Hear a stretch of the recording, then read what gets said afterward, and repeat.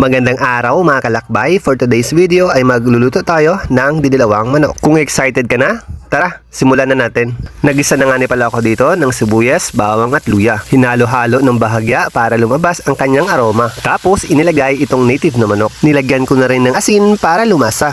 At inilagay itong luyang dilaw. Dito, hahayaan natin kumatas itong manok at tatabunan ko at papakuluin ng ilang minuto. Kapag kumatas na at nakati na, ilalagay na natin itong unang gata at papakuluan ng 20 minuto.